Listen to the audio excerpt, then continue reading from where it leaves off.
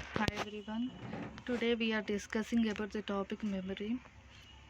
It is used to store the data in binary format. The units are bytes, and here we will see that one bit is equal to 0 or 1, and 1 byte is equal to 8 bits, and 1 KB byte is equal to 1024 bytes, and 1 MB is equal to 1024 KB, and 1 CB is equal to 1024 MB, and 1 TB is equal to 1024 GB, and 1 PB is equal to 1024 TB, and 1 EB is equal to 1024 PB.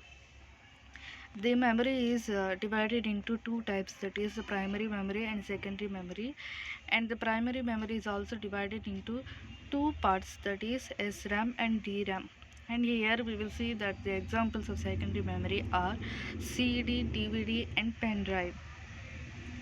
And coming here, the topic primary memory, this is also known as RAM, that means random access memory.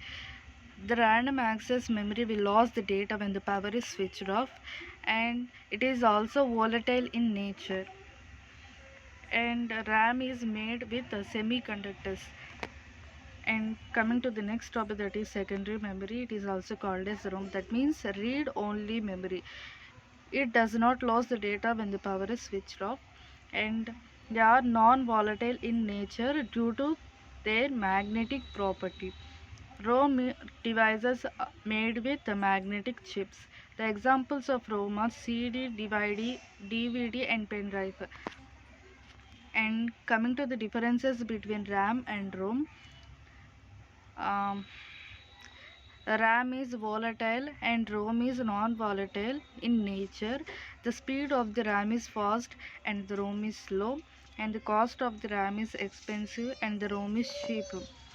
Differences between SRAM and DRAM, and refreshing property of the SRAM is no and the DRAM is S, and the cost of the SRAM is expensive and DRAM is cheap, and the speed of the SRAM is high and DRAM is low.